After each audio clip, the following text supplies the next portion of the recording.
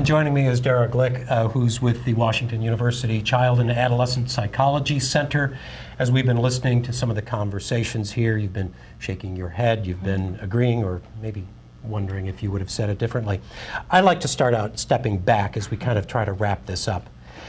We've talked a lot about what the challenges are, a lot about what the problems are, but it would seem to me, if we compare where we are today on these issues to where we might have been 20 or 30 or 50 years ago, we must be making great strides, not just in treatment, but in awareness. I think so. I think stigma can only exist with two necessary ingredients, and that's silence and separateness.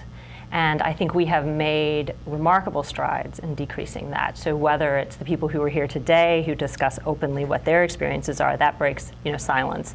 It also breaks the idea that mental illness happens to someone else.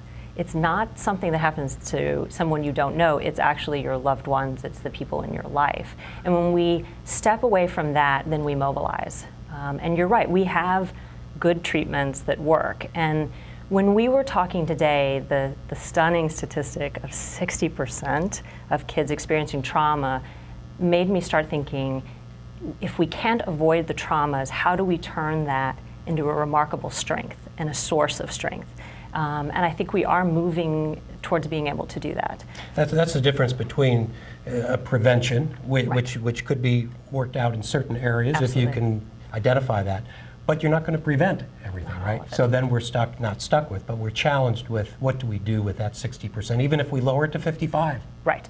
And have you ever heard of the term single charismatic adult? I have not. It is a really interesting term, and it's a really neat research concept. So when they looked at kids who'd experienced unbelievable trauma, what they found is the kids who really did well often pointed out one single charismatic, engaging adult that cared what happened to them. Could be a teacher, could be a family member, could be someone. And I think that is the most concrete thing we can do, is be a charismatic adult for a kid that's in need. So at a community level, that can be advocating in the same way that Chad's Coalition does.